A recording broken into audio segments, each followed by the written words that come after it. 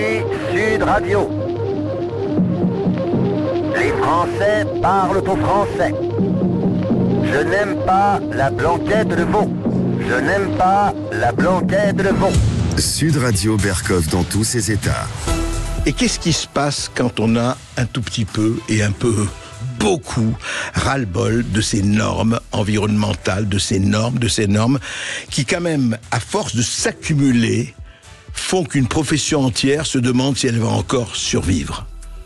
On en parle. Sud Radio Berkov dans tous ses états.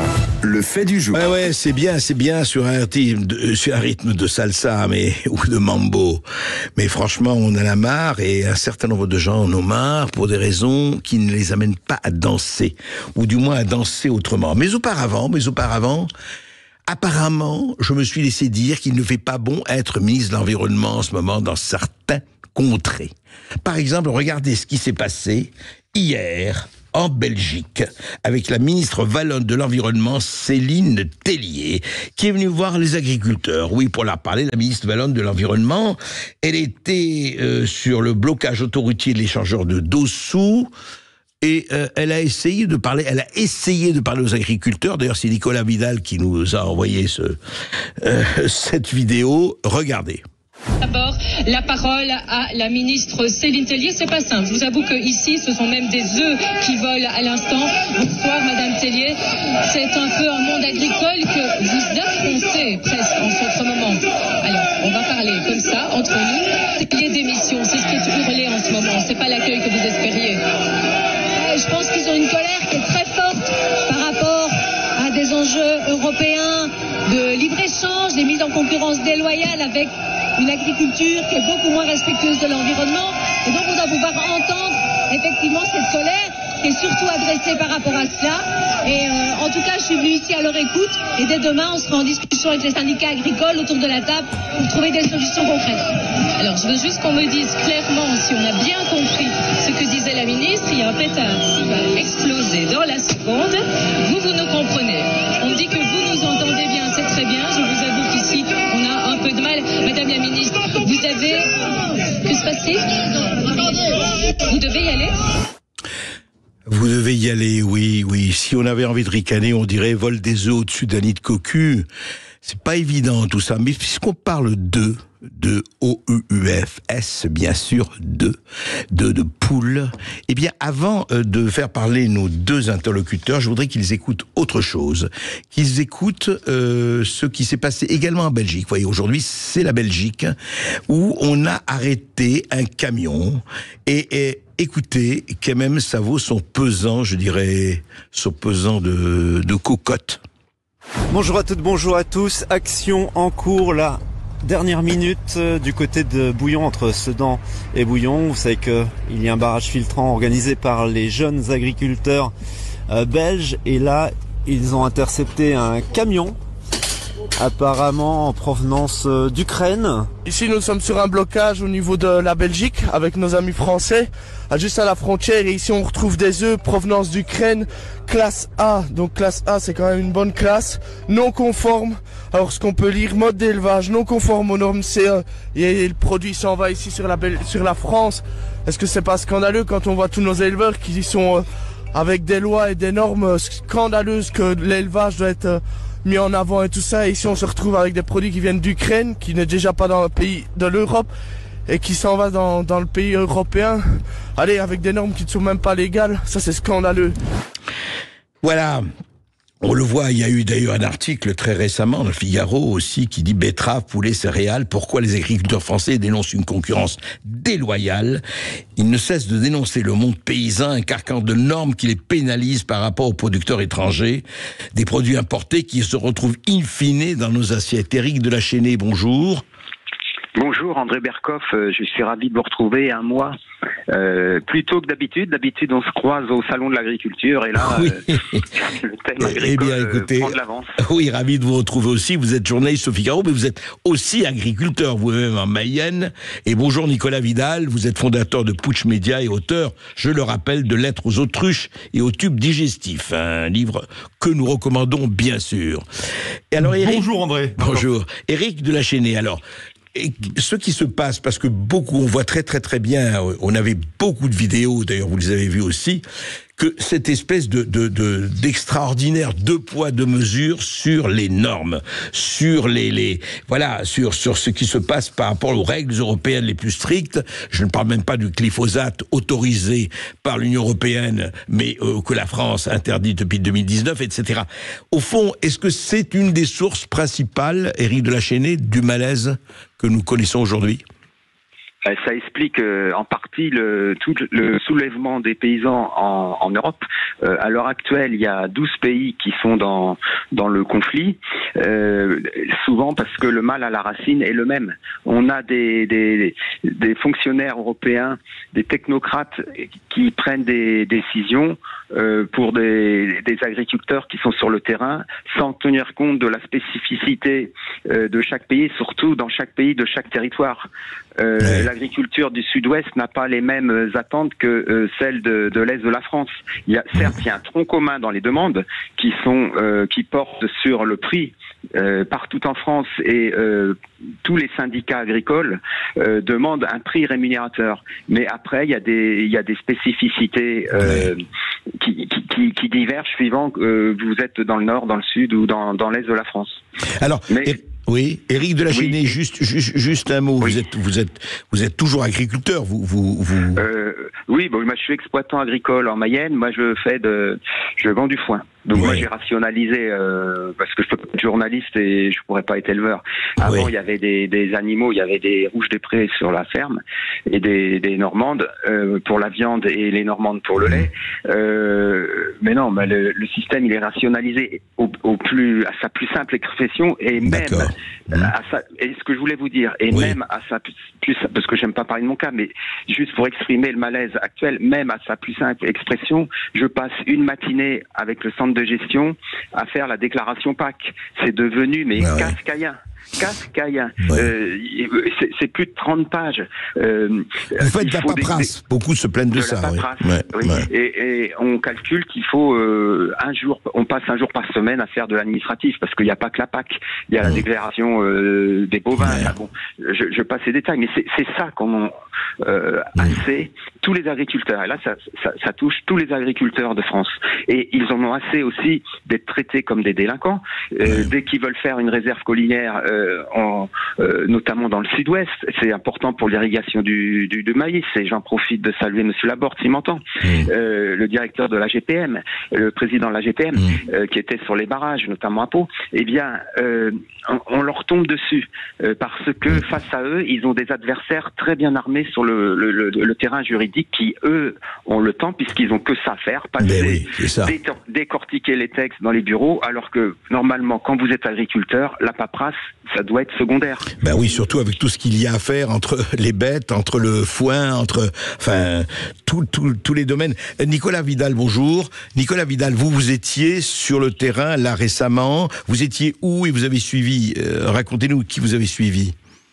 Récemment, André Berkoff, j'étais sur Montpellier. Il y a eu une très grosse mobilisation semaine dernière sur Montpellier, où tous les agriculteurs de l'Hérault et plus largement sont venus sur Montpellier. D'ailleurs, à cette idée-là, il y avait tellement de monde en fait que tous les agriculteurs ont été détournés vers d'autres points de blocage à Montpellier, parce que les forces de l'ordre ont été absolument dépassées par le nombre de tracteurs. André Berkoff, je vous assure, j'étais dans les cortèges depuis 6h du matin, et au péage de Saint-Jean-de-Léda, c'était absolument colossal en termes de tracteurs, de détermination de ces agriculteurs. Il y avait toutes les professions, franchement. Il y avait du céréalier, il y avait du viticulteur, il y avait du producteur, et c'était colossal. Et ensuite, donc, il y a eu des barrages. J'ai suivi jusque la 709, blocage à 709, et je suis allé ce week-end, vous le savez, sur le point de blocage de l'A9, cette fois-ci à Nîmes, où je peux vous assurer, André Berkoff, que nos agriculteurs nîmois, qui sont extrêmement déterminés, d'ailleurs, ils mènent des actions tous les jours, des actions très très fortes, contre notamment les centrales, Lidl aussi, Aldi. Donc on voit une très très grande détermination. Et ce qui est intéressant, c'est que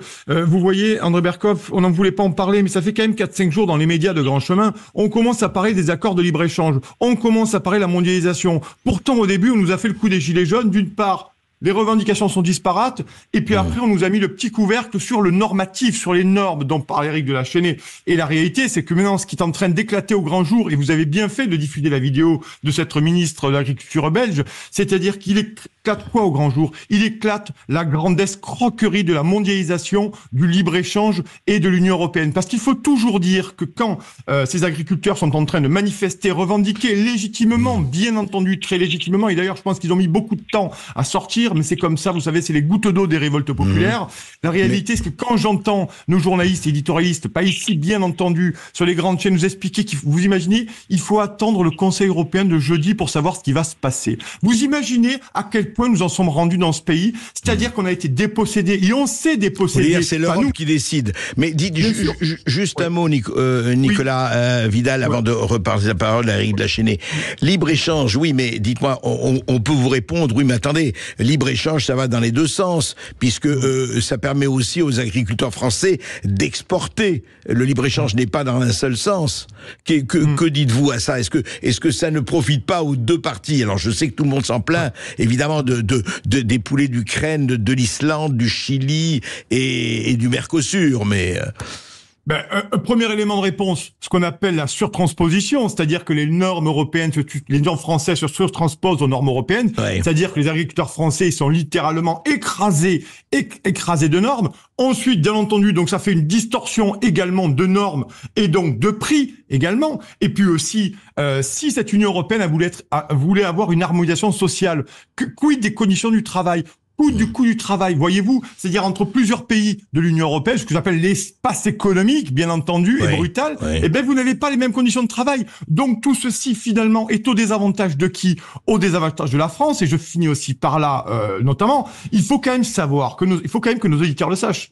La Commission européenne a compétence exclusive sur la signature des traités. C'est absolument un scandale. Mais ça, compétence exclusive, vous dites. Bien sûr, c'est le TFUE, il faut lire ce traité formidable qui est un des centres importants de la Commission européenne et de cet espace économique, parce que pour moi, ce n'est qu'un espace économique où il y a des concurrences et des gagnants et des perdants. Et donc, on se retrouve là-dedans où, franchement, on ne peut pas gagner. Non, on a été dépouillé délibérément par notre classe politique, et pas qu'Emmanuel Macron, parce que quand je vois les Républicains venir pleurer sur le sort des agriculteurs alors qu'ils ont violé le français en 2008 sur le traité constitutionnel, je rigole sous cap, cher André Berkoff, voyez-vous. Mais je veux dire par là, les agriculteurs français ne peuvent pas gagner et sont voués à une véritable euthanasie de l'agriculture française. Voilà. Alors, vous allez jusqu'à ce point, est-ce que vous êtes en accord ou pas avec Nicolas Vidal et Éric de la Chênaie? Par rapport à ce que dit Nicolas Vidal, je souscris à 80%. Par contre, je mettrais un bémol sur les accords de libre-échange. Parce que, comme vous l'avez dit, André Berkoff, effectivement, ça va dans les deux sens. Et si on coupait le marché européen et on remettait des droits de douane et qu'on allait au protectionnisme, regardez, les Anglais, ils s'en mordent les doigts. Donc, je pense pas que ce soit la solution. Je pense qu'il faut absolument examiner chaque accord de libre-échange. Vous en avez évoqué un. Moi, je pense à un qui est déjà en action, qui va être en action, celui de la Nouvelle-Zélande. Et là, c'est dramatique. Ok, ça va permettre d'augmenter de 30% les échanges. Mais quel type d'échange? Là, dans ces échanges, c'est l'agriculteur qui va être la variable d'ajustement. Et ça, c'est pas possible. On va être obligé d'importer de l'agneau. Bon, on en importe déjà, mais bon, ça suffit comme ça. Moi, je pense à des paysans qui sont dans l'Ariège, que j'ai eu au téléphone et qui sont accablés parce qu'ils veulent défendre le pastoralisme. Et non seulement on va leur donner l'agneau on va imposer au marché français l'agneau de Nouvelle-Zélande. Oui, qui aura fait 20 000 kilomètres, c'est intéressant. Voilà. Oui, c'est très intéressant en équivalent carbone. C'est un peu totalement contradictoire avec les mêmes personnes qui prennent ces décisions sous le signe de la biodiversité, de l'écologie. On passe tout comme préférer le loup à l'humain et au berger. Là, on est en train de tuer à petit feu le pastoralisme, et pour un coût de 66 millions, un coût total de 66 millions, dont 56 millions d'argent public et 10 millions de la poche des bergers et des éleveurs de brebis. Donc c'est complètement ubuesque. Avec tout cet argent, on pourrait créer des emplois de bergers, on pourrait créer des routes pour avoir accès plus facilement, ou des chemins pour avoir plus facilement accès aux essais. Donc ça suffit. On peut pas faire tout et n'importe quoi dans ces accords de libre-échange, et les agriculteurs ne peuvent pas être la variable d'ajustement. Et il faut dire que l'hôtel... Tout à fait. Paris, on va peut-être que cet après-midi, Monsieur Gabriel Attal va dire je vous aime, je vous ai compris. Ce qu'il a dit en Occitanie, il a comparé sa relation. Il faut des preuves d'amour. Il faut. Non, moi je pense que les agriculteurs ne sont pas dupes. Peut-être qu'il y en a un qui a été dupe. Éric de la Chesnée. En Haute-Garonne, mais le mouvement continue même en Haute-Garonne. On va en parler du mouvement qui continue. On va parler. Attendez, on va avoir une petite interruption, mais rappelons que l'hôtel du libre-échange ne veut pas dire une maison de passe. C'est important. À tout de suite sur Sud Radio. Sud Radio Berkov dans tous ses états, midi 14h. André Berkov. Ici Sud Radio. Les Français parlent au français. Les carottes sont cuites. Les carottes sont cuites. Sud Radio Berkov dans tous ses états. De retour dans Berkov dans tous ses états, on parle toujours des agriculteurs en colère avec Éric de la Chesnée, le journaliste au Figaro, et Nicolas Vidal, le fondateur de Pouche. Et on accueille François Xavier qui nous appelle depuis la Saône-et-Loire. Bonjour François Xavier. Oui, bonjour François Xavier. Oui, bonjour André, merci de me recevoir sur votre antenne et félicitations pour la qualité de vos émissions. Merci. Oui, je voulais apporter une petite précision concernant ces manifestations d'agriculteurs. En fait, ce que je voulais, c'était souligner en fait à quel point le problème est assez délicat. En fait, tant l'agriculture est diversifiée en France, et qu'en fait, par là, ce que je veux dire, c'est que chaque région en fait rencontre ses propres problèmes. C'est ce qu'a dit Éric de la Chesnée, effectivement. Voilà. Et nous, alors qui sommes en Saône-et-Loire, on a un problème majeur qui nous touche particulièrement, c'est la prédation du loup. Voilà. Donc en fait, toutes ces personnes en fait qui nous dictent ces lois idéologiques de l'écologisme, aujourd'hui obligent les éleveurs en Saône-et-Loire et dans d'autres régions, bien sûr, à vivre avec le loup, en cohabitation avec le loup. Alors imaginez ce que ça peut donner, des moutons qui cohabitent avec le loup, c'est assez aberrant. Voilà. Et tout ça, bien sûr, avec le soutien d'organisations pro-loup écologistes, voilà. Et ça, c'est un phénomène qui, voilà. Tout à fait. C'est pour en fait souligner le fait que le problème des agriculteurs en colère aujourd'hui, c'est pas seulement quelques problèmes principaux, mais en fait, c'est bien évidemment un problème, plusieurs problèmes pour chaque région différente. Et justement, c'est les questions que je voulais poser à Éric de la Chesnée et à Nicolas Vidal. En fait, Éric de la Chesnée, ce qui se passe, c'est qu'on a vraiment, on sent, et je ne dirais pas une sécession, mais je ne sais pas si c'est un fossé, un abîme ou autre, entre les gens qui décident, à part de tel ou tel groupe de pression, d'imposer ou de pas imposer, d'enlever tel pesticide, de telles normes, etc., décident de toutes les normes, qui décident de la cohabitation avec tel animal prédateur ou pas, et puis les gens qui vivent sur le terrain, qui vivent du terrain, et qui, eux, doivent subir. C'est un peu ça, Éric de la Chesnée. Exactement, André. André Berkov, c'est un abîme. Ça, vous pouvez le dire, c'est même, moi je dirais, une crise de civilisation.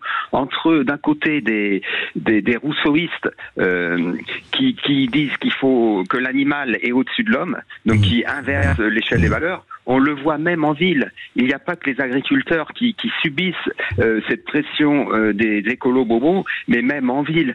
À Paris, par exemple, on préfère discuter avec les rats qu'on appelle surmulots que avec les pauvres qui sont dans la rue et qui crèvent de faim. Ça, c'est et soi-disant on parle aux classes populaires. L'agriculture urbaine, ce concept est en train de tomber à l'eau ou sous les friches. Enfin, la végétalisation, végétalisation. Et pour répondre à François Xavier de Saône-et-Loire, j'ai parlé justement, je ne sais pas si vous étiez à l'écoute.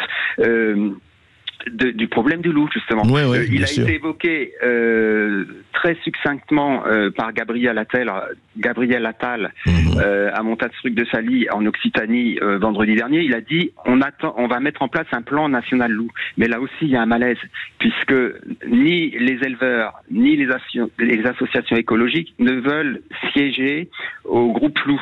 Et le plan national loup, il aurait été mis en place dès Pourquoi, pardon, juste un mot, pourquoi ils ne veulent pas siéger? Alors, les éleveurs de la FNO, parce que le comptage est pipé. On sous-estime le nombre de loups. Les observateurs pensent qu'il y en a 2 fois plus. On est autour de 1100 loups officiellement, mais il y en a 2 fois plus. Et c'est pour ça qu'il y en a tellement qui viennent maintenant envahir de nouveaux territoires. Et les écolos disent on en a marre de la pression des agriculteurs qui veulent tuer le loup. Il est en danger, alors que c'est pas vrai. On sait très bien qu'en Europe, cette espèce n'est plus en menace des sanctions. Et donc les écologistes ne veulent pas qu'on puisse permettre des tirs de défense simples. Mais c'est basique, et là aussi, ça entretient la colère. On l'a vu avec le témoignage de François Xavier. On est obligé, quand on est éleveur, d'assister les bras croisés à la mort de ces animaux. Merci Eric. Non, on voit bien. Et alors Nicolas Vidal, justement, cette espèce de colère, vous la voyez vous la voyez perdurer, ou bien on va, d'ailleurs personne ne désire que ce soit le chaos, bien sûr, mais est-ce qu'on va arriver, à votre avis, est-ce que vous le sentez maintenant, en tout cas pas tout de suite, à un accord, parce que vous avez parlé d'une mobilisation extrêmement forte, est-ce que, telle que l'Europe étant celle qu'elle est, l'Union européenne celle qu'elle est, les choses étant ce qu'elles sont, comme disait un certain général, est-ce qu'on peut y arriver assez vite, ou à votre avis, c'est parti pour un temps? André Berkoff, que c'est la question absolument centrale, parce que on l'avait déjà vu avec les Gilets jaunes, à une autre mesure, mais c'est la question centrale. Pourquoi? Parce qu'il y a un affrontement finalement du peuple français, ou une partie du peuple français qui ne veut pas mourir, qui ne veut pas voir ses traditions péricliter, qui ne veut pas voir ni son patrimoine, ni son artisanat, ni son savoir-faire et ni son histoire, contre une technocratie, contre une oligarchie finalement qui veut effacer depuis Bruxelles tout ce qui constitue la tradition et les fondements d'un peuple. Et vous le savez, quand vous regardez dans l'histoire toutes les révoltes viticoles, tous les révoltes vigneronnes là-dessus, c'est-à-dire que la société est tellement bousculée dans ses tréfonds que les agriculteurs n'ont plus le choix que de manifester. Dans ce qui se joue là, et on voudrait nous faire croire que finalement c'est une révolte, une jacquerie sectorielle d'agriculteurs mécontents. Non, c'est les fondements du pays qui sont des véritables plaques tectoniques face à l'oligarchie incarnée par Emmanuel Macron, vous le savez, qui n'est que, selon moi, le DRH, le valet, le télégraphe de Bruxelles et de la mondialisation. Oui, ça vous le dites depuis longtemps.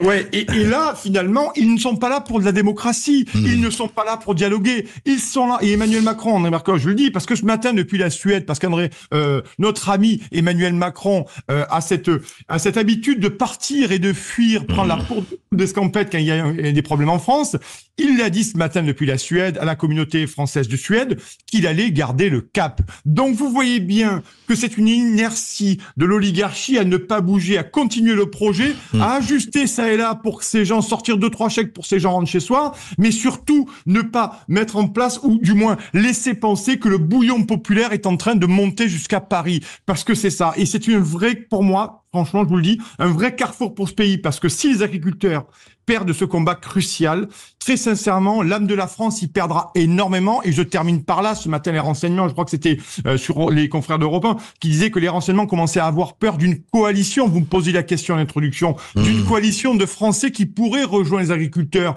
bien entendu, parce que ça pourrait être tout autre chose que les Gilets jaunes avaient les moyens techniques, même si les agriculteurs ne sont pas violents, avaient les moyens techniques des agriculteurs qui sont en train de crever la bouche ouverte. Les tracteurs ne sont pas les ronds-points, effectivement. Exactement. Merci Nicolas Vidal, merci Éric de la Chênaie, qui vivra verra. En tout cas, nous allons évidemment suivre cela.